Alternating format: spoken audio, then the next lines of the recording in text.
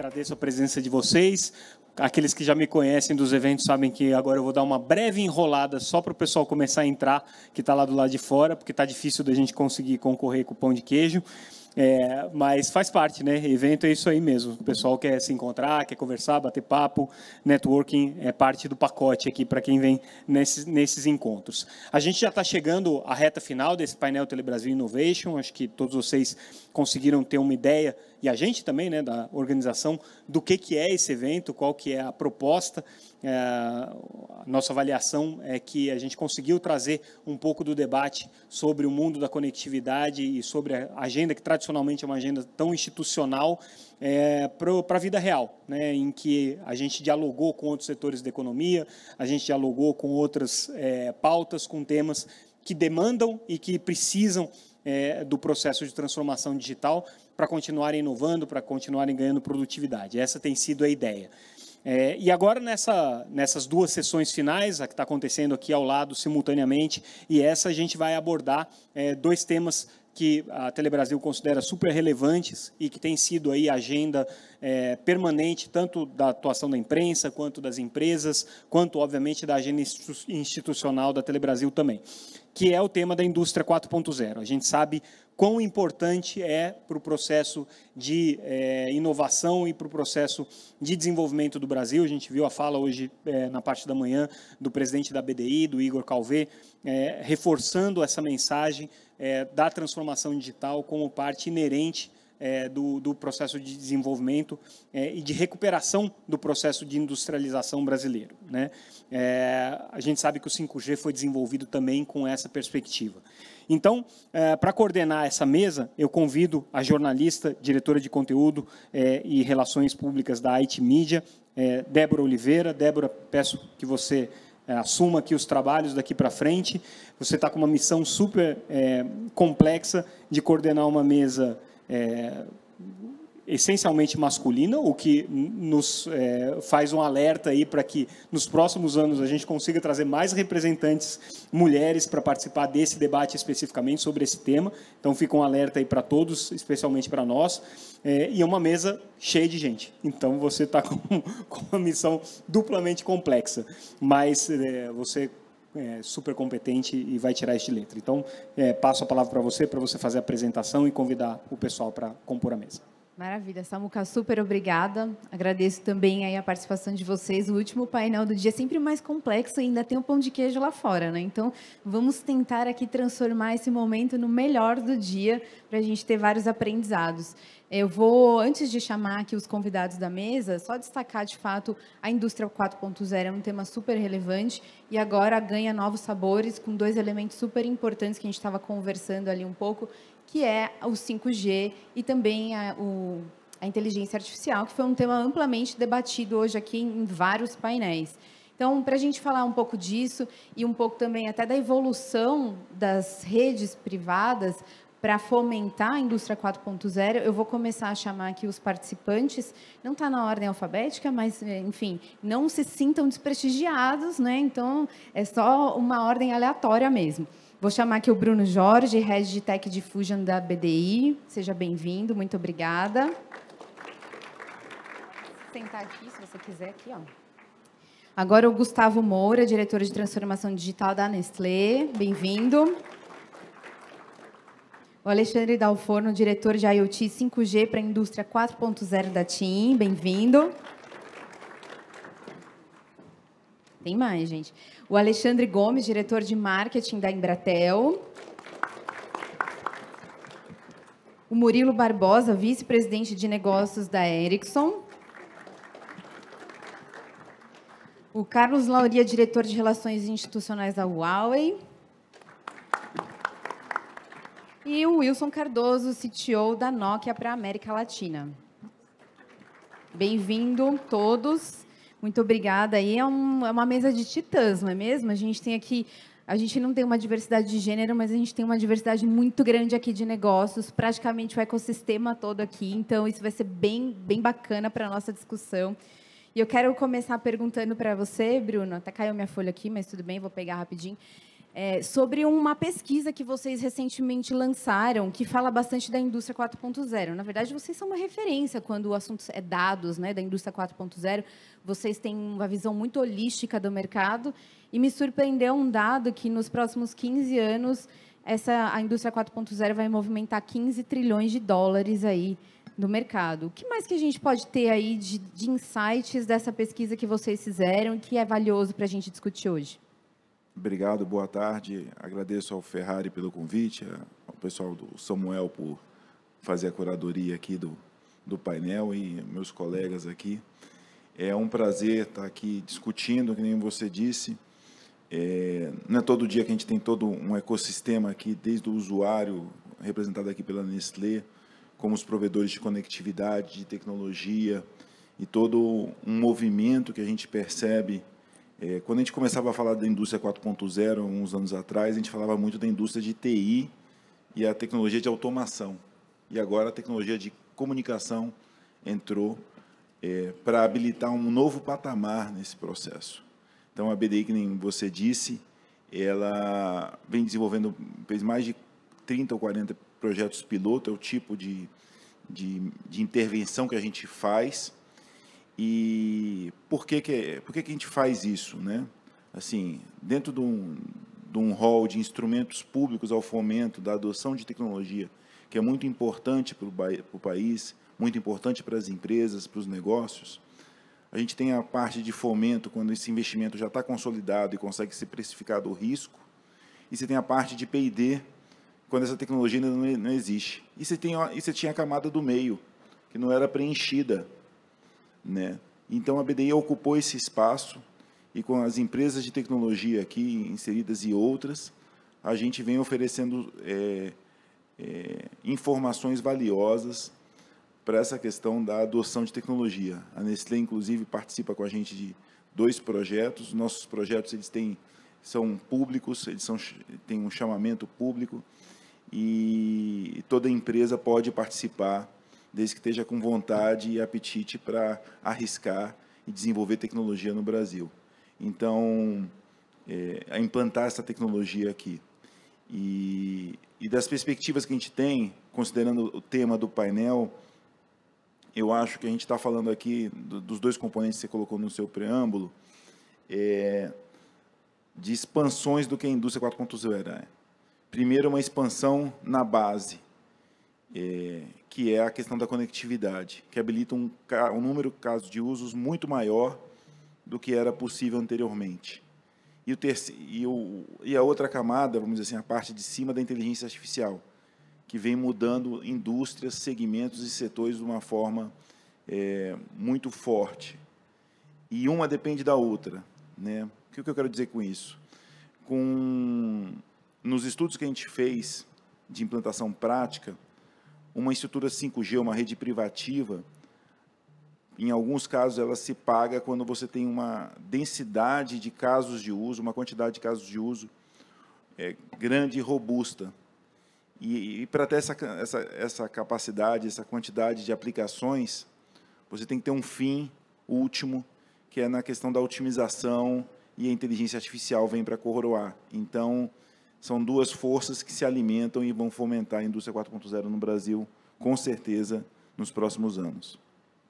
E até aproveitando esse gancho, né, assim, o que vocês têm visto de ganhos efetivos com relação à indústria 4.0 e toda a transformação respaldada por essas 2 tecnologias e outras tantas que virão aí, né?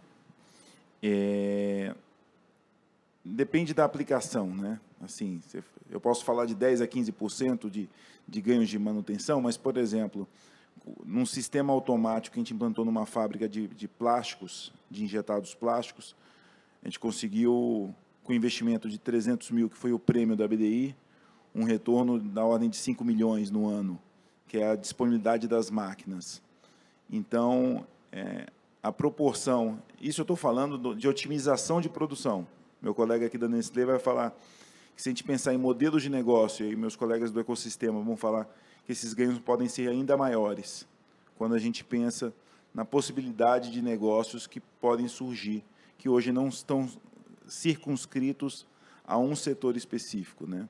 Quando a gente pensa na servitização na manufatura como serviço. Quer dizer, tem projetos nossos que habilitaram empresas fabricantes de máquina a alugar suas máquinas e mudar a forma de rentabilizar aquele negócio. E isso, a conectividade vai potencializar tamanho também. E então, você tem ganhos tanto no curto prazo com a otimização da produção, mas também com os novos modelos de negócio, que é para onde a gente vai apontar agora nessa nova fase. Perfeito, Bruno. Agora, já que você mencionou aí algumas vezes a Nestlé, vou passar para o Gustavo. E vocês avançaram bastante, Gustavo, no último ano, na questão da indústria 4.0. Vocês fizeram um grande anúncio, enfim, tem vários resultados para compartilhar. Conta para a gente um pouco mais desse projeto que vocês estão aí na rua. Sim, conto sim. Antes, queria agradecer a organização do evento pelo segundo convite. Então, acho que a primeira participação vocês gostaram, então estou repetindo a dose. E sim, a gente entende que para manter o nível de produtividade e competitividade no setor, ainda mais no segmento de alimentos e bebidas, é super importante você ter uma fábrica que ela é flexível e que tem altos níveis de eficiência. E o caminho para isso são através dos usos das tecnologias da indústria 4.0. E a gente já vem trilhando essa jornada desde ali de meados de 2018. Então, a implementação da rede privativa 5G, eu entendo que é só mais um passo dentro dessa nossa jornada e corroboro com o que o Bruno disse e é fundamental para a gente seguir nesse processo de otimização industrial, até porque o 5G é uma tecnologia habilitadora e que vai nos permitir, ela cria condições interessantes para a gente ter um novo potencial de coleta de dados, e dados é a base para todas essas aplicações de inteligência artificial que foram mencionadas. Então, até para que a gente possa continuar nessa jornada de inovação, encontrar novas aplicações e manter o nosso nível de competitividade, é super importante seguir essa trilha. E para você fazer isso, como a gente está falando de algo novo, você precisa ter uma cultura de inovação bem estabelecida. E inovar implica em testar, às vezes incorre algumas falhas. E aí também quero destacar, pegar o gancho do que o Bruno disse, a BDI faz essa parceria muito boa, muito bem. E justamente, como ele mencionou, nós já temos 2 projetos juntos, espero que tenhamos outros. E justamente cumpre esse papel de nos dar as condições, criar um ambiente propício para a gente inovar, explorar novas aplicações, usar dessas novas tecnologias para poder avançar no processo produtivo. E muitas vezes, Nestlé fazendo isso, acaba sendo um pouco mais comum você ver indústria automobilística ou indústria aeroespacial lidando com esse tipo de inovação. Então, a Nestlé a gente tem uma diretriz muito forte, tá no nosso DNA, está na nossa cultura a inovação, e até para exemplificar isso, não sei se todo mundo já observou, mas a palavra Nescafé, café está numa grafia em português, porque lá em 1929, quando teve a crise do café, a quebra da bolsa, o governo brasileiro falou: Nestlé, tem alguma tecnologia, tem algo que a gente possa fazer para conseguir, de alguma forma, aproveitar esse café que está aqui estocado? Então, a Nestlé desenvolveu a tecnologia do café solúvel. Então, esse é só um exemplo de tantos outros de como a Nestlé sempre está buscando por inovações, e inovar dentro da indústria 4.0 e usar das tecnologias é só mais uma forma da gente continuar nesse caminho de inovação. Perfeito. Depois a gente vai falar um pouco mais aí dos resultados, mas para dar a oportunidade para todo mundo falar aqui inicialmente, vou passar para Alexandre. Alexandre, vocês estão surfando... Alexandre da TIM. Tem vários, né? Enfim, 2. Alexandre, vocês estão surfando bastante a onda do 5G também, na esteira aí da indústria 4.0, muito em linha aí com clientes e parceiros. Essa construção de ecossistema é super importante quando a gente fala de indústria 4.0 e de 5G. O que vocês têm feito nessa linha? Ou seja, de alianças, parcerias, experiências com os clientes, errar, aprender, refazer e tudo mais? Não, legal. Na verdade, nós, há 5 anos, decidimos que o IoT ia ser um dos pilares estratégicos da TIM, juntamente com a entrada do 5G, que a gente começava os pilotos 5G naquele momento. E nós decidimos, né, algumas verticais na época estratégicas. Uma delas foi a indústria, mas a principal vertical que nós começamos foi o agronegócio. Eu vou dar um exemplo muito rápido do que a gente fez lá e o que a gente está tentando fazer também na indústria, que é mobilizar o ecossistema em cima de algumas soluções, algumas soluções habilitadoras, né? Como bem mencionado aqui pelos meus colegas, o 5G é uma solução habilitadora, né? Então, quer dizer, ela habilita várias possibilidades de casos de uso, mas sem os casos de uso ela não serve para nada, né?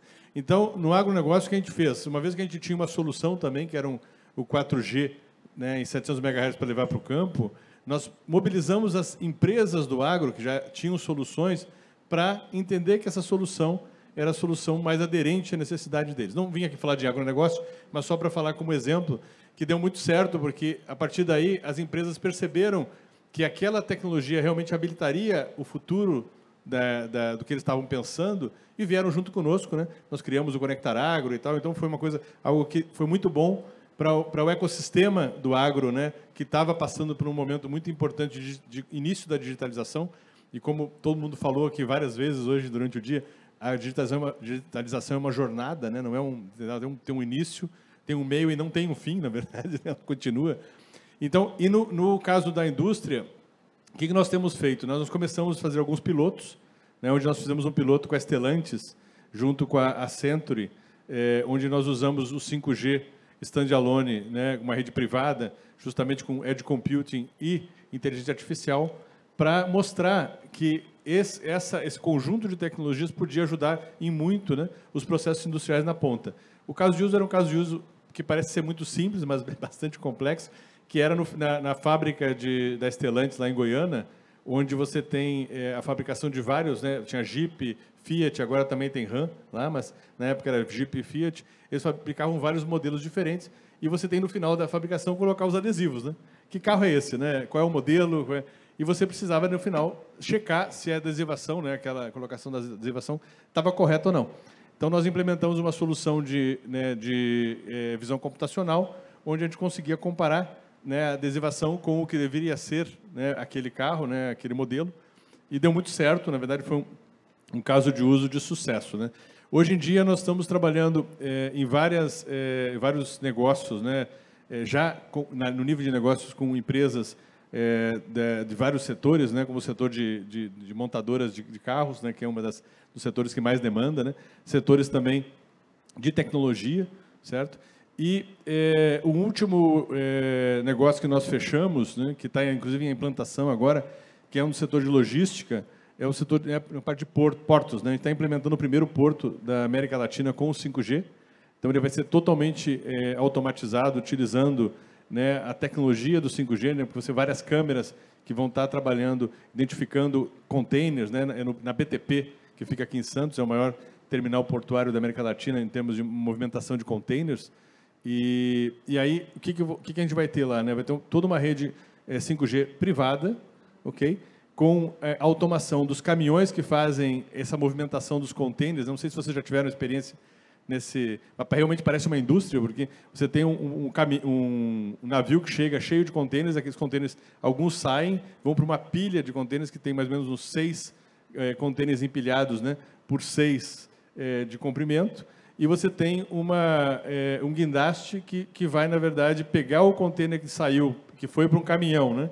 O caminhão veio para próximo dessa pilha. Ele vai colocar na pilha e vai tirar o outro container e botar em cima desse caminhão. Então, tem toda uma logística interna, né, onde você precisa identificar qual é o container, e a ideia é que isso seja feito através de visão computacional, certo? Bem como toda a questão da logística, da movimentação desse caminhão e a operação à distância desse guindaste, né?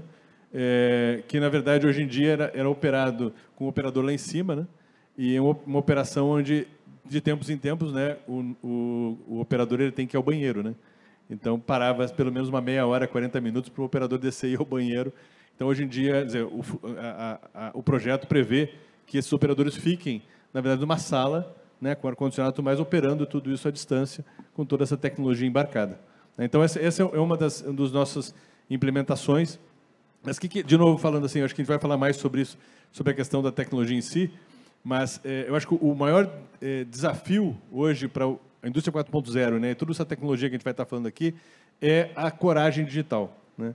É as indústrias entenderem que não tem volta mais, você precisa se digitalizar. Seja via 4G, via 5G, via qual for a tecnologia que é um habilitador, mas você precisa dar o primeiro passo da jornada digital. Então, é importante começar, né? E a gente hoje, como na TIM, a gente entende que a melhor tecnologia é aquela que atende às necessidades do cliente. Pode ser o 5G público, pode ser o 5G privado, pode ser o 4G, vai depender do caso de uso. Perfeito. Não, essa provocação é super interessante, até porque, assim, quando a gente fala de indústria, parece que limita a um setor, né? E até vou passar para o seu xará, o outro Alexandre, da Embratel, que vocês também têm outros casos que vão além, né? Assim, não só no agro, também como nos casos de portos e tudo mais. Como que vocês estão orquestrando esse ecossistema todo de parceiros e clientes e tudo mais para gerar casos expressivos aí de negócio? Boa tarde a todos. Obrigado, Débora. Olha, a forma que a gente atua, ela se transforma no tempo, né? A gente, só uma ideia aqui, em 3 momentos, né? A própria Embratel, ela passou por um processo de transformação recentemente, por volta de 2011 a 2014. Nesse momento, a gente entendia que nós deveríamos ampliar as nossas competências além do setor de telecomunicações.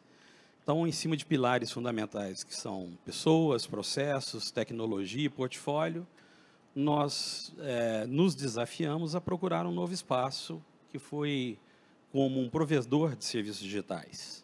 Fortalecemos nosso portfólio, trouxemos e embarcamos as soluções digitais para dentro e começamos a ampliar as nossas alianças e parcerias, tá? Com isso, naquele momento, já com esse portfólio robusto, que saía de conectividade e avançava para soluções digitais, cloud, segurança, edge, que é o que nós temos hoje, num momento crucial dos tempos modernos, a gente apoiou o processo de transformação digital das empresas naquele momento do Covid, que foi o primeiro, vamos dizer assim, perrengue que apareceu para a gente aqui, né? E ele vem e ali a gente já começa a atuar junto às empresas dos variados setores, apoiando essa transformação digital. O segundo movimento vem muito rápido, que já vem com o 5G, muito antes do leilão, né? Os benefícios não vêm só com a tecnologia, traz, por exemplo, o processo colaborativo. A colaboração é um negócio essencial nesse processo. Nós aqui, pelo menos a Embratel, nós não produzimos robôs, não fazemos carros autônomos, não temos drones e nem produzimos dispositivos de realidade mista, o que quer que seja. No entanto, nós entendemos que a infraestrutura digital que se habilita através do 5G é essencial, né? E, mais do que isso, o processo de orquestração que vem junto. E, nesse processo de orquestração, a gente foi aprendendo, principalmente no momento 3, que foi no momento das experimentações, né, e os trabalhos que nós fizemos de abordagem e prospecção ao mercado, que a gente começou a perceber que a questão da indústria 4.0, cunhada ali em 2014 mais fortemente, ela já estava presente nas empresas. Muitas empresas com muitos avanços tecnológicos dentro dessas empresas, com as ferramentas que eles tinham naquele momento e têm até hoje, né? Então, nós percebemos que existia e existem as limitações, principalmente no ambiente de TI e TA, né? E entendemos que vem uma agenda por parte dessas empresas focado na digitalização, na substituição de tecnologias obsoletas, né? Na necessidade de conexão de novas aplicações no seu ambiente e ampliação da aplicação da internet das coisas. Bilhares de dispositivos conectados, não numa indústria, né, mas milhares numa indústria, bilhares de coisas e dispositivos conectados, gerando dados, em necessidade de tomar decisão em tempo real, né, muitas das vezes. Isso demanda os atributos básicos que o 5G traz: maior velocidade, maior capilaridade e a latência, e traz a reboque também uma necessidade que foi quando a gente também dá um outro passo no nosso posicionamento. para ser um habilitador desses serviços digitais. A gente deixa de olhar só o nosso ecossistema, só para dentro, os nossos produtos e necessidades, e passamos a entender que nós temos que orquestrar também as nossas entregas, fazendo interações e integrações com o ecossistema dos nossos clientes. Atuamos, nos últimos 2 anos, com muitas experimentações nos mais variados segmentos, saúde, educação, manufatura, mina, agro, o que quer que seja, a gente passou. Mercado financeiro, varejo, logística, armazenamento. Temos casos implementados, temos casos em exploração, e o que a gente percebe é que o tal dos casos de uso depende muito da maturidade de cada uma dessas empresas, o que elas estão passando, as pessoas, as equipes que estão lá, né? E tem algumas mais avançadas e outras menos avançadas. Não que não existam. Muita coisa não existia quando foi lançado 3, 4G. Apareceu depois, né? É o que a gente percebe também. Então, a gente vem trabalhando muito fortemente no desenvolvimento e ampliação desse nosso ecossistema, ampliando as nossas alianças e entendendo a cada dia as necessidades dos clientes. Temos entregas já pré-estabelecidas, né, o conceito de Add Beyond, ou seja, de acordo com a necessidade do cliente, aonde tem que ser tomada a decisão da implementação da sua infraestrutura digital, ela é na borda? Está pronto. Não, ela é distante da borda? Está pronto. Temos produtos estruturados já prontos para essas entregas. Perfeito. Tem muito trabalho ainda a ser feito, na verdade. Já, né? não precisa falar que é jornada, né? Exatamente. Acho que o dia todo aqui, todo mundo já deve ter comentado. É o início, a gente só está na pontinha do iceberg. A gente costuma dizer, acho que chegou uma tecnologia à prova de futuro. O próprio roadmap do 3GPP, tem gente muito mais técnica que eu falo sobre isso, mas ele dá visibilidades e ensaios sobre isso. E é importante a gente sair da experimentação e ir para a aplicação. É um diferencial competitivo. Perfeito, Alexandre. Obrigada. Murilo, passando para você aqui, estou seguindo a ordem, depois a gente mistura um pouco. A gente entende também, né, que a Ericsson tem uma série de projetos, enfim, e uma visão muito ampla aí da indústria 4.0, né? Como vocês enxergam a importância do tema e, ao mesmo tempo, como que vocês têm trabalhado isso externamente? Boa tarde a todos. Obrigado, Débora. Obrigado pelo convite. É um ponto importante comentar sobre a importância das redes privativas. Após ouvir aqui todos esses casos e essas referências, né? A Ericsson acredita que é muito mais que uma tecnologia que está chegando, com baixa latência, como o 5G, com altas taxas de velocidade. É uma plataforma de inovação. Então, as redes privativas vão acelerar a inovação da indústria. Eu costumo fazer uma comparação, né? A pandemia fez um turbo na transformação digital. A gente acredita muito que o 5G vai dar esse turbo na indústria 4.0. Então, eu destaco assim, a importância em 3 pontos. Esse mudar, de fato, o patamar da indústria brasileira depende da implantação das redes privativas. E ontem eu estava dando uma olhada no Índice Global de Inovação. Se eu não me equivoco, acho que é o CNI que reporta isso. O Brasil, no final do ano passado, ficou na posição 54. Então, tem aí muito campo para a gente evoluir. O segundo ponto, a gente não pode esquecer, e foi muito comentado nas palestras anteriores, é a questão da educação. Então, você democratizar a educação, principalmente a educação de tecnologia digital, é fundamental. E as redes privativas viabilizam isso de 2 formas, né? Uma, trazendo a experiência da educação de forma remota. A gente tem uma demonstração que está sendo feita aqui no corredor, que a gente demonstra através de um gêmeo digital que você pode treinar o pessoal numa linha de produção de forma remota e também através do treinamento e da evolução de competência dos seus colaboradores para quem já está evoluído na jornada de inovação. O terceiro ponto e último, eu acho que é fundamental, é a questão da sustentabilidade. As redes privativas vão ter um papel fundamental aí. A correlação de todos esses dados, né, tornar isso visível para os executivos da empresa, para tomarem decisões chaves que vão influenciar nas metas de sustentabilidade é fundamental. Na feira de Hannover, que é muito importante, foi inclusive o termo Indústria 4.0, começou lá um pouco mais de 10 anos atrás, desse ano. Eu não estive lá, mas o pessoal da Ericsson que participou, eles reportaram para a gente que a evolução das aplicações e dispositivos que vão agregar valor e vão trazer ganhos na questão de sustentabilidade ambiental foram as maiores apresentações da feira.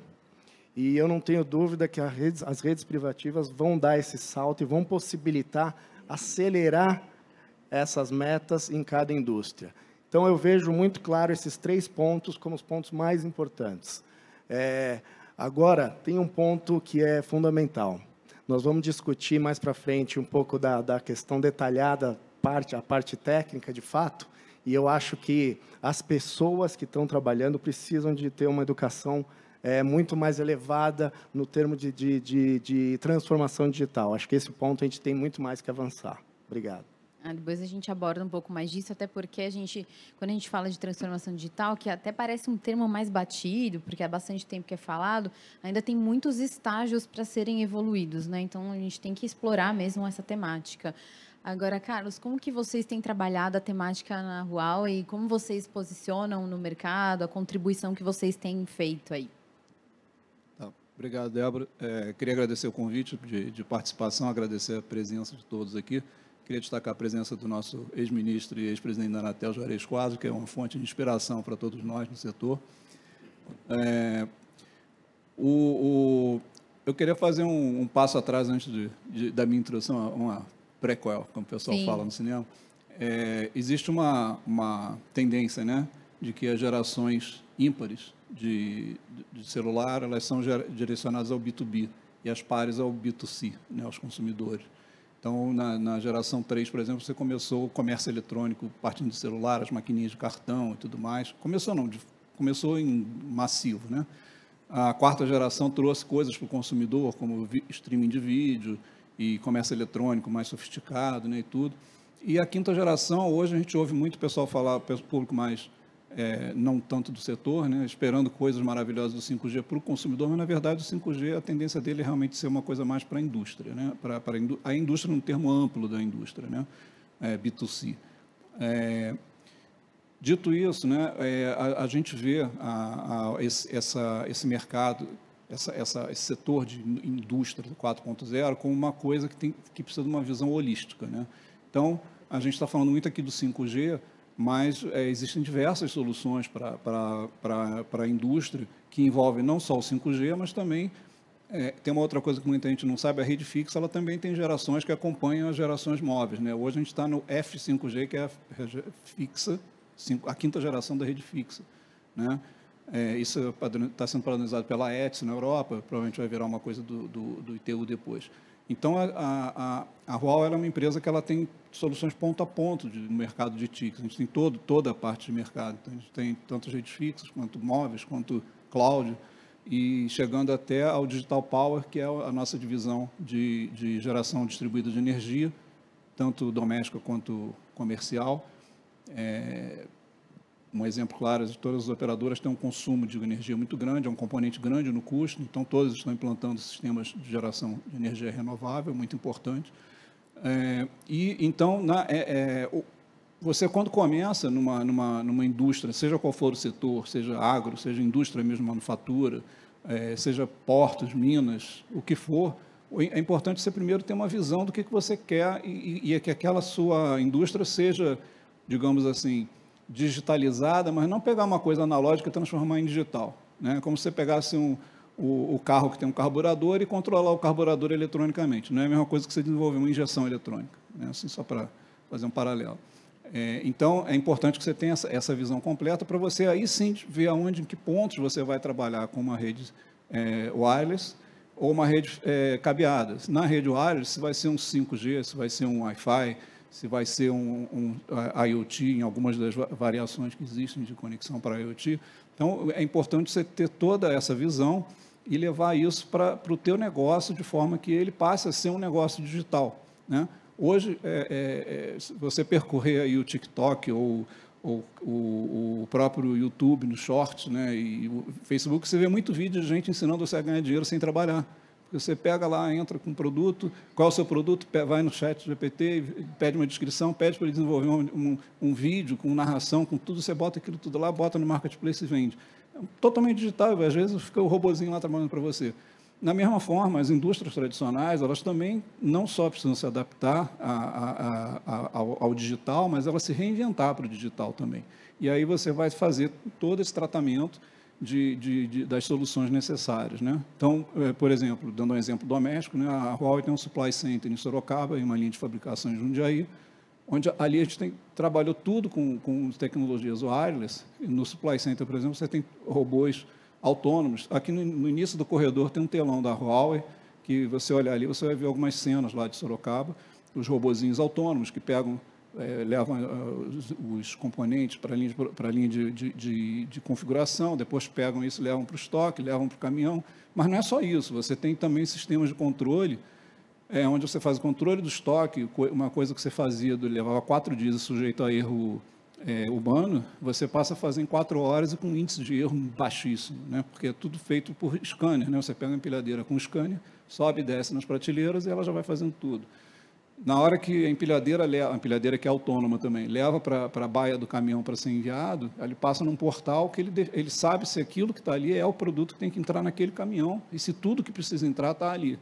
No momento que ele entra e sai, o cliente acompanha num aplicativo pelo celular, ele acompanha que o caminhão saiu, a previsão de chegada, e acompanha o caminho do caminhão até chegar lá. Então, ele só manda uma pessoa receber esse material, que muitas vezes é em campo, né, no momento que o caminhão vai chegar. Então, isso é um redesenho de todo o processo. Você não simplesmente pegou uma coisa e tirou um cabo e botou um wireless, ou só isso. Não, você botou todas as tecnologias. E a gente consegue até pela facilidade, nós temos fabricantes de todas essas linhas, então a gente consegue fazer um acompanhamento bastante próximo, né, e soluções customizadas, né, para cada tipo de cliente. Perfeito.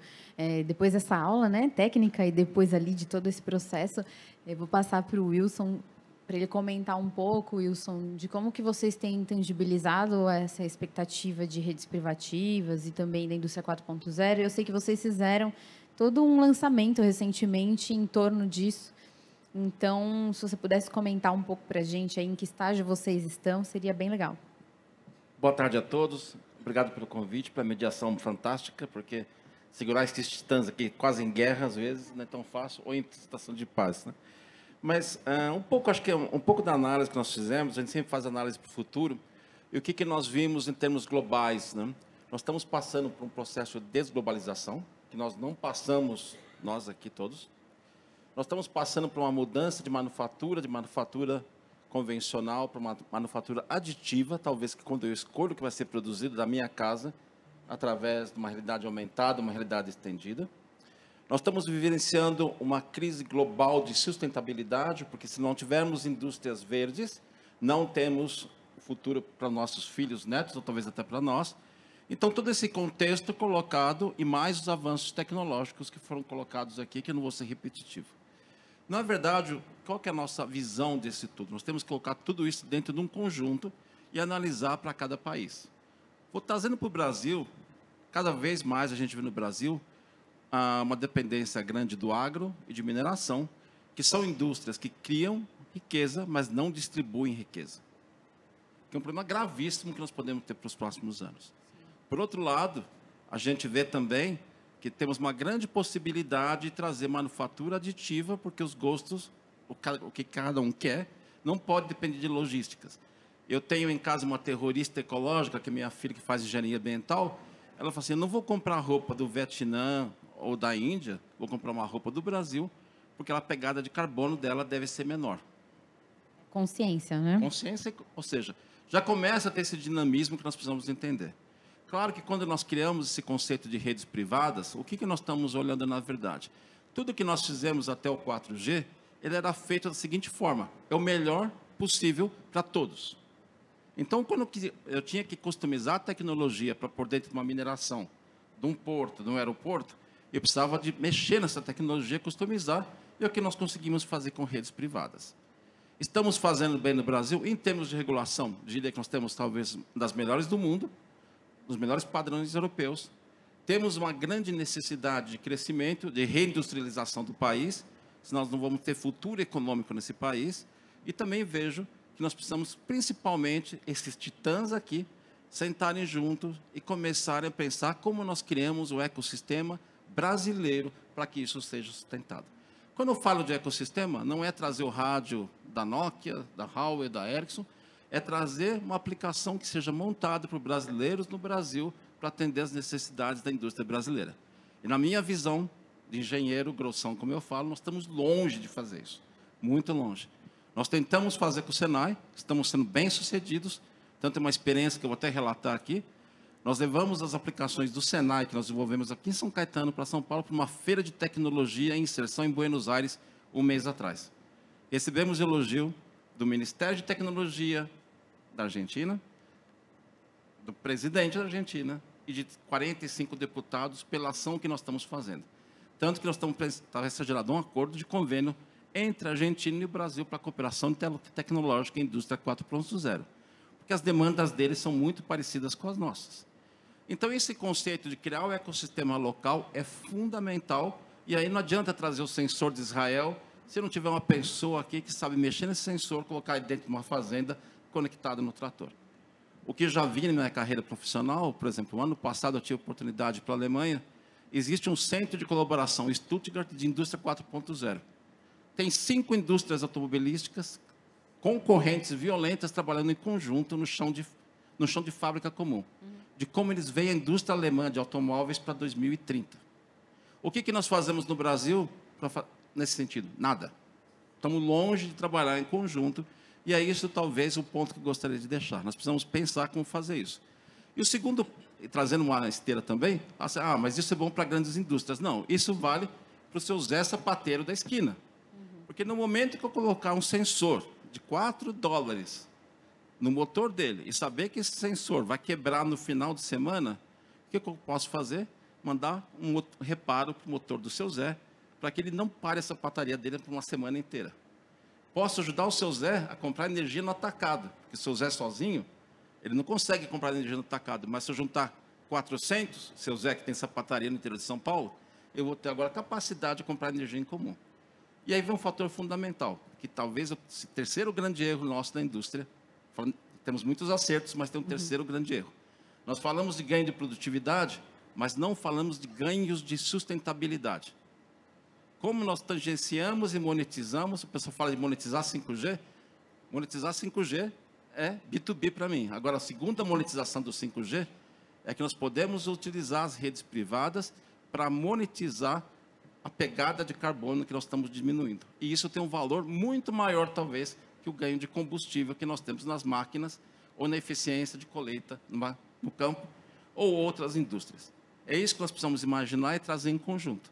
Porque no Brasil nós temos energia verde, temos mão de obra capaz, temos conectividade, temos regulação. O que falta é os titãs se reunirem e fazerem uma boa banda de novo. É isso aí, porque realmente a nata aqui de telecom está nesse palco aqui, né? De fato, vocês precisam evoluir na união disso em prol aí da resolução de negócio, de problemas de negócios, né? Esse que é o grande desafio. Daqui a pouco eu vou abrir para perguntas, então já pensem aí o que vocês querem perguntar para direcionar aqui as questões, mas quero voltar um pouco aqui para o Gustavo. E porque você é a ponta do iceberg, aí todos falaram dos bastidores, né? E você é o que dá vida aí com esse projeto na Nestlé. E muitos aqui falaram de jornada. Em que momento vocês estão dessa jornada de indústria 4.0, redes privativas e os desafios que vocês veem aí para evoluir nessa jornada? Perfeito. E nessa banda aí, nesse duelo de titãs, se vocês quiserem usar as indústrias da Nestlé para pilotar as tecnologias, eu gosto disso. Já encontrou o parceiro ideal aqui, ó. Olha lá. Então, hoje a gente, assim, modéstia à parte, a Nestlé Brasil, a Nestlé Brasil é o terceiro mercado da Nestlé no mundo. E, do ponto de vista de avanço na indústria 4.0, hoje nós somos referência global para a Nestlé.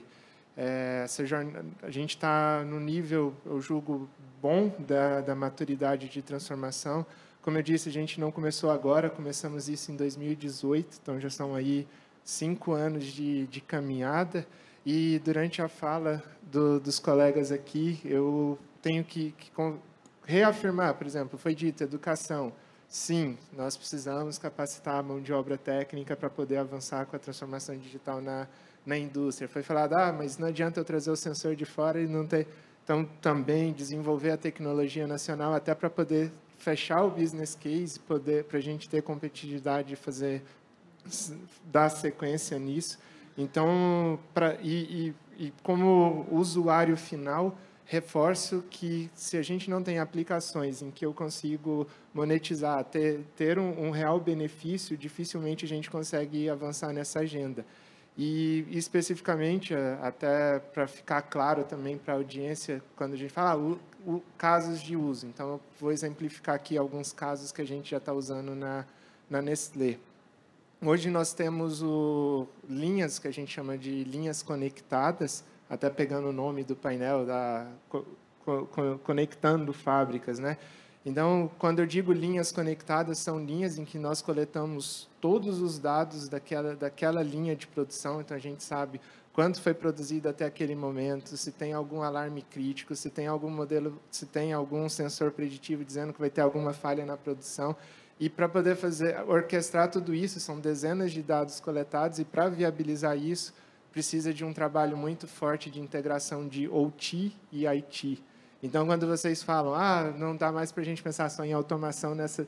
Concordo plenamente. E eu tive a oportunidade de estar em Hannover esse ano na feira, e se você vai em todos os instantes dos líderes de segmento de automação, o que todos estão propondo, estão falando de visão de futuro.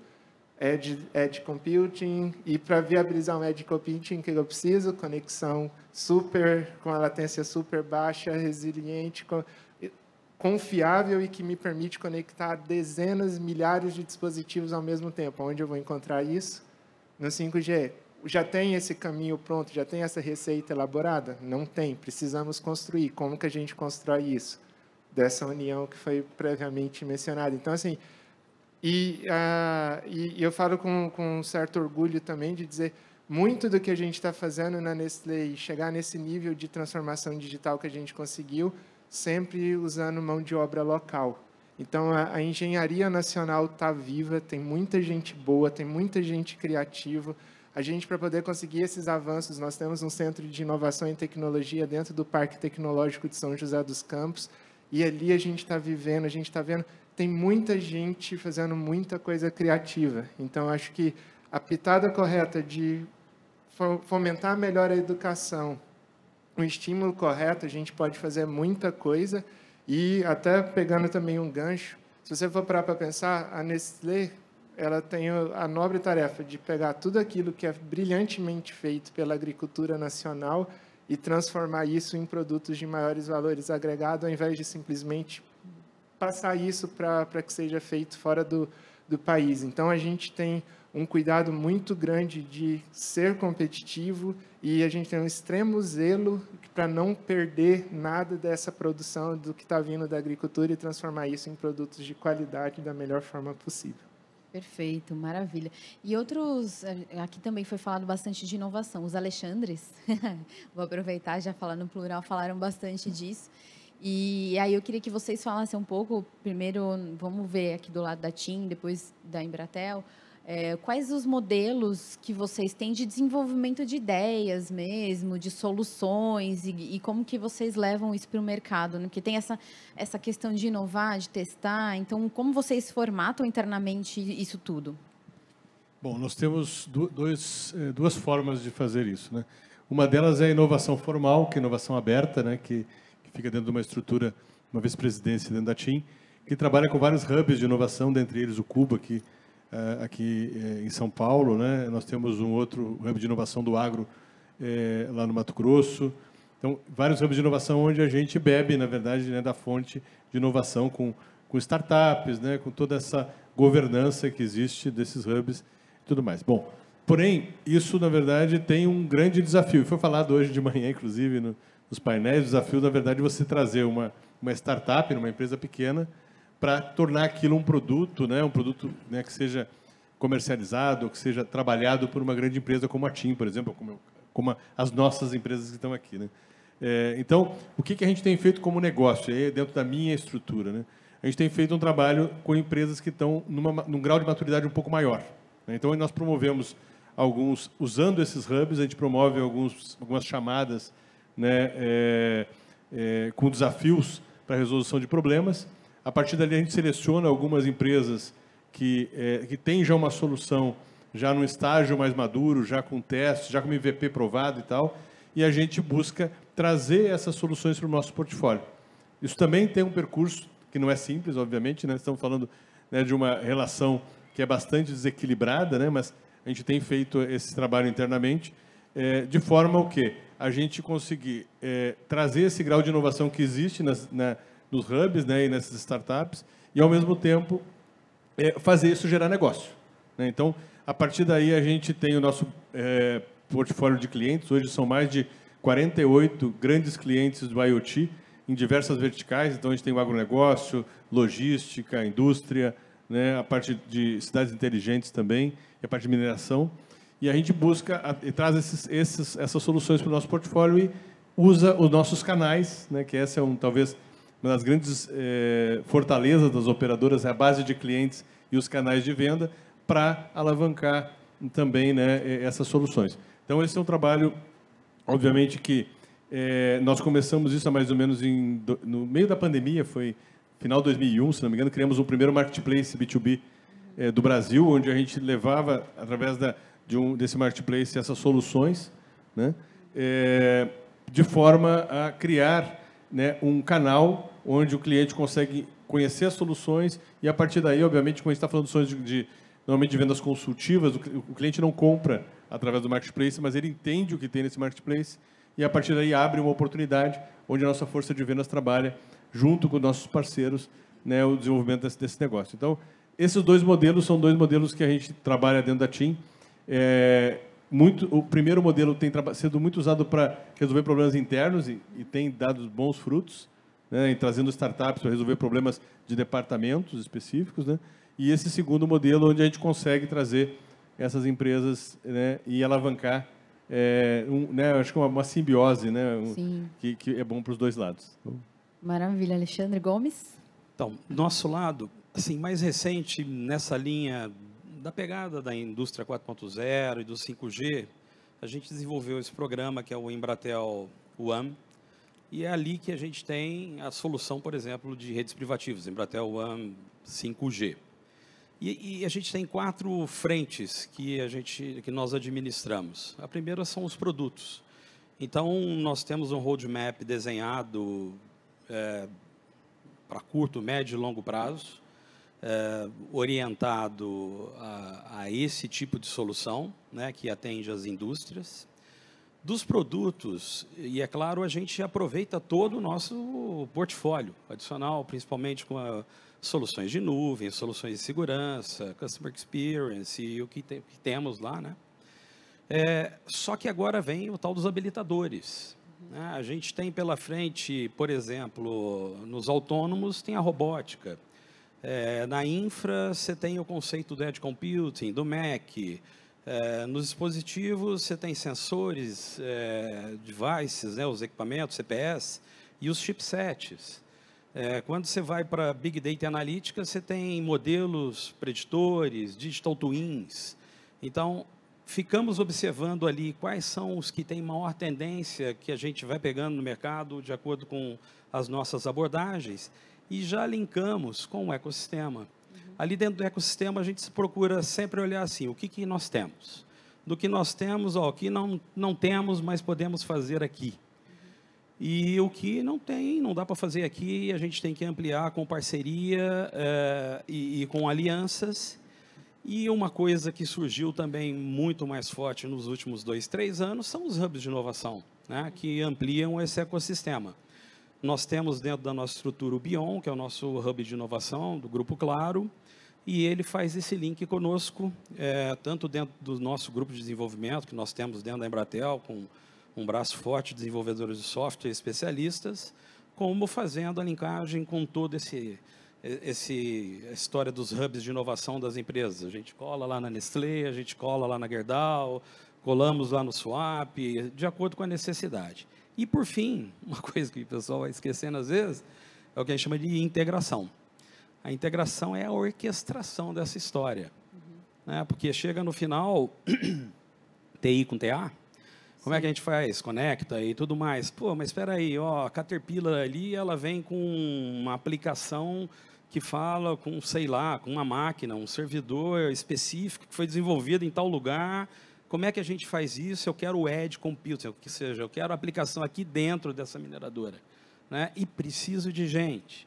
Então, essas são as 4 vertentes que a gente acaba conduzindo especificamente nessa frente associado ao ecossistema do 5G e da indústria 4.0 como um todo. De novo vem à tona aí a questão do ecossistema, das parcerias e tudo mais, né? E não vou falar de pessoas, porque Sim. já falamos aqui, está na pegada, né? Agora, Wilson, vou voltar para você, um pouco dessa provocação mesmo. Sim, a gente fala muito dos meandros técnicos, né? Depois também o Murilo levantou essa bola de falar ali da parte mais técnica e tudo mais, né? E quais são os entraves aí para a verdadeira evolução mesmo da indústria 4.0, do 5G, da união disso tudo? A gente, lá na ITMID, a gente tem um estudo que a gente faz com executivos de tecnologia e a maioria fala dos custos, que os custos inviabilizam. E até já foi falado em outro painel aqui, né, do custo e tudo mais, mas alguém tem que começar esse jogo e alguém tem que pagar essa conta, né? Então, esse é um desafio. Quais são os outros desafios? O que você vê nesse cenário? É o custo da inovação. Vamos fazer uma conta bem simples. Um AGV, aquele robozinho que passeia para a fábrica hoje, ele custa R$500 mil. Podemos dizer preço de lista de mercado. Quanto custa um trabalhador por hora no Brasil? Vamos colocar R$5 mil, eu precisaria de quantas horas para pagar esse robô? 1.000 horas. Ou seja, quase que viabiliza essa digitalização. O que eu falo é o seguinte, nós precisamos entender o que nós precisamos digitalizar para que os custos não impactem essa digitalização e tragam benefícios. Eu vou até fazer uma piadinha. 25 anos atrás, uma empresa que eu trabalhava, um dos diretores falou assim, bom, nossa empresa está completamente digitalizada, não usamos mais recado interno, todo mundo usa e-mail. Isso é digitalizar? Não. O processo era o mesmo, só troquei o meio. Não ganhei, talvez até perdemos produtividade. Então, é justamente analisar isso. O que é importante digitalizar e fazer essa associação ao caso de negócio. Claro que nós temos grandes entraves no Brasil, dependemos de muita coisa importada, mas, de novo, eu acho que nós podemos criar casos, já criamos casos efetivos, citando aqui Swap, BTP, onde os ganhos foram enormes, mesmo com esses custos que nós temos de material importado, etc. Claro que tem outro fator interessante também, que a gente não pode esquecer, que esses custos vêm caindo ano a ano. Vou dar um exemplo para você. Em novembro do ano passado, na Alemanha, tinham 220 empresas que tinham comprado licenças de redes privadas. Esse número hoje é 360. E nós estamos falando de empresas, não estamos falando de endereços. Quando você pega uma BMW, ela tem mais de 15 redes privadas hoje, e isso vem crescendo exponencialmente. Então, à medida, e por sorte nossa, o ecossistema de frequências na Alemanha é igual ao do Brasil. Um ponto positivo. Então, à medida que nós vamos crescendo em escala, a gente imagina que esses preços também começam a baixar gradativamente. Perfeito. Eu vou abrir agora para pergunta. Vou perguntar aqui quem que tem algum questionamento, levantar a mão, por favor, se apresentar e direcionar a questão. Muitas pessoas tímidas, né? Nenhuma pergunta por enquanto? Posso fazer um Um de comentário? cada vez, né? Aqui, ó, pode fazer. Eu ia fazer um comentário, na verdade, que eu acho que quando a gente fala de inovação, né, a gente sempre fala de business plan, né? Uhum. E um executivo uma vez me falou o seguinte, que o business plan é uma questão de fé, né? Por quê, na verdade? Já viram algum business plan que deu certo? Eu nunca vi. Né? Mas a verdade é que você precisa ter algum stakeholder na tua organização que acredite que aquilo que você vai fazer realmente vai dar resultado, né? Verdade. Então, eu acho que esse é o por onde se passa, né? Como a gente estava na pandemia, ninguém imaginava que as digitalizações iam acontecer tão rápido, né? Sim. Mas elas tiveram que acontecer, né? Eu queria comentar uma coisa bem alinhado Vai com lá, o Murilo. Dalforno. a importância dos modelos de negócio, né? A gente fala bastante de tecnologia, né, do ganho de eficiência, da redução de custo, mas acho que o modelo de negócio ele é algo que pode, de fato, transformar, e aí vem a disrupção. Não é o modelo de negócio das operadoras para a indústria. Acho que isso já está bem estabelecido, está acontecendo agora. Normalmente é as a service, pode fazer alguma coisa linkada com a receita da rede privativa, ou alguma coisa atrelada ao SLA, pode ter alguma acomodação, mas já está bem estabelecido.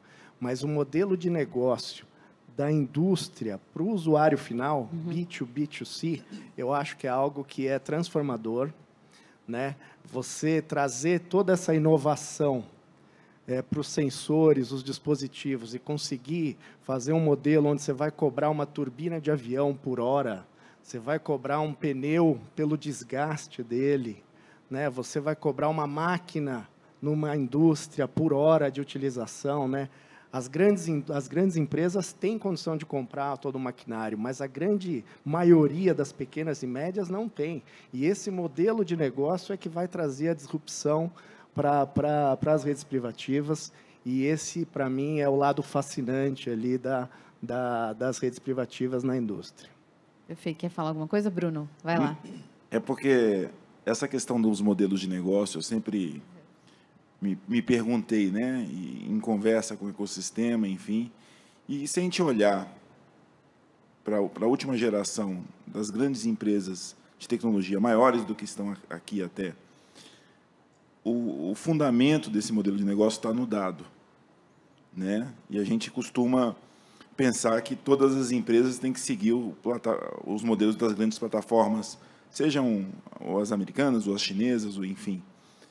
E a Europa, um tempo atrás, tem trazido um conceito da indústria 4.0 do compartilhamento de dados, né? Isso, e eu acho que esse é um dos caminhos possíveis, Murilo, porque quando a gente fala de rastreabilidade, que o Wilson falou, da sustentabilidade, e aí eu pegar o exemplo da Nestlé, o dado do produtor tem que estar disponível para a Nestlé, que tem que estar disponível para o varejista, e que tem que estar disponível para o consumidor, para saber se aquele chocolate é de fonte confiável, auditável, enfim.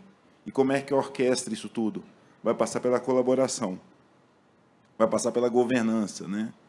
E muito pelo que nos une mais do que nos separa, né? Então, existem vários projetos que eles chamam de Data Space, a ABD está investindo nisso, e todos que quiserem participar dessa discussão, a gente vai ter um evento público sobre essa discussão, e todos são bem-vindos a esse processo. Depois eu passo aqui para a organização o endereço, enfim, do evento. Mas essa questão dos dados, a gente fica tentando ir para a servitização, mas acaba no dado, né? E o dado não tem um teórico que fala que não é o novo petróleo, ele é mais parecido com a água, no sentido de que é um recurso que tem abundância, mas ele precisa ser tratado, ele precisa ser cuidado, ele precisa ser embalado, né? Então, essa é uma das coisas que eu queria colocar para discussão e para reflexão de todos aqui. Legal. Vou pedir para o Carlos complementar ali. Ele estava assim, falando, não, eu quero falar um pouco. Não, é porque o Bruno levantou uns pontos interessantes e assim, com exceção do Bruno, todos nós aqui trabalhamos em empresas multinacionais, né, que têm experiências em outros países e tudo. Acima disso tudo, paira uma outra instância, né, que é um assunto que a gente tem tratado bastante com o governo ultimamente, que é a questão da nação digital, né?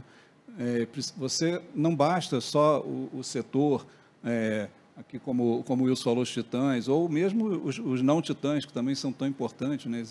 O Brasil tem um exemplo ímpar no mundo de universalização feito por pequenos provedores de internet, né? Todo esse ecossistema funciona e precisa funcionar melhor, né, como foi falado, mas, acima disso, você tem uma instância que é o governo. Por diversos motivos, o governo tem uma influência muito grande nisso tudo, e é importante que haja uma ação estruturada no governo que evite que cada ministério fique inventando a roda, que cada ministério tenha seus programas de inclusão digital. E aí eu faço um parênteses na inclusão digital. Geralmente, quando a gente fala em inclusão digital, o que vem à mente é assim, dar telefone para quem não tem dinheiro para ter telefone. Mas, na verdade, quando você pega uma grande fazenda que tem centenas de máquinas que valem dezenas de milhares de reais e que podem ser conectadas, têm capacidade de conectividade, mas elas não têm conectividade, falta conectividade para elas, esse também é um excluído digital. Então, o que a gente vem defendendo junto ao governo é que haja uma orquestração do governo como um todo, preferencialmente sendo coordenada por um nível acima dos diversos ministérios que participam nisso, né? Porque a gente vem acompanhando, a gente que já está nesse trabalho já há muitos anos, a gente vê, entra governo, sai governo, e você sempre tem, o Ministério das Comunicações tem seus projetos de conectividade, o MEC tem projetos de conectividade, ultimamente o SUS, o Ministério da Saúde tem projetos grandes e que foram fundamentais durante a pandemia. Então, cada ministério vai fazendo seus programas e cada um inventando a roda. Antigamente, até cada um tinha o seu data center. Hoje, a coisa é mais centralizada, em nuvem, né, e tudo. Mas, então, assim, eu só queria deixar registrado isso, que é importante que haja um guarda-chuvão assim, por cima disso tudo, não para controlar, para dar ordem, não, mas pelo menos para organizar os diversos setores, de forma que os investimentos, né, os recursos, sejam humanos ou financeiros, sejam usados de forma apropriada. O FUST está finalmente sendo destravado, coisa que quem viveu a época lá em 99, os quadros estava lá, a gente achava que nunca ia sair dinheiro do FUST, né? A gente não tinha muita, eu pelo menos não tinha muita esperança, e agora está para sair. Então, é uma fonte que pode ser usada, tem outras fontes de recursos que podem ser usadas, mas tem que ser usada de forma eficiente. Não adianta ficar botando dinheiro em tudo quanto é lado, cada um tentando inventar a roda e não funcionar. É preciso uma estrutura no governo que controle todo esse tipo de coisa. Sim. Nos países onde a gente atua, a gente já viu isso várias vezes, a gente tem vários exemplos, bons e maus, né? Onde funcionou e onde não funcionou. Mas eu só queria deixar isso, porque é realmente necessário um guarda-chuvão que coordene as ações, dê incentivo aqui ou ali. Perfeito. A gente está caminhando aqui para o final do painel e eu queria pedir para cada um falar uma palavra, uma frase do que vai ser a próxima fronteira da indústria 4.0. Eu vou pedir para ser bem breve, porque a gente está com o tempo bem curto. Vou começar de lá para cá, do Wilson, por favor. É a federalização de dados, compartilhamento dessas informações de forma segura e aberta. Acho que esse é o caminho. Perfeito. Carlos? De novo, a visão holística, né? Você não precisa só indústria, só fabricante, só operadora, não. Você tem que ter uma coisa holística, não vou ser repetitivo, mas que tenha educação envolvida, que tenha conectividade boa, e que as pessoas sejam capacitadas para usar e para manter esse ecossistema. Show. Eu queria destacar a importância do pioneirismo, né? O caso da Nestlé, por exemplo, você dá o primeiro passo, fazer sua jornada de inovação, investir em redes privativas. Eu acho que quem faz isso antecipadamente dá um passo além da concorrência e transforma a indústria. Muito importante o pioneirismo. Maravilha. Alexandre? Na minha opinião, é transformar essas propostas, né, esses sonhos em realidade. Né? Não só com essa infraestrutura que vem com o 5G, mas realmente fazendo com que se plugue essas tecnologias, as emergentes, né, de uma forma que retribua a sociedade. Maravilha. Alexandre? Bom, para mim a digitalização ela é inevitável, né? Então, a jornada digital é longa. O que começar antes vai colher os frutos mais rápido. Eu acho que esse é um ponto bem colocado pelo Gustavo aqui. Começaram em 2018, né? Então, 2018 para 2023, são quantos anos? São 5 anos de trabalho para colher os frutos. Então, não é de uma hora para outra, não é colocando um 5G numa indústria que você habilita, você transforma aquela indústria, mas é o início da transformação digital. Então, quem começar antes, com certeza vai colher os frutos antes. Ótimo. Gustavo?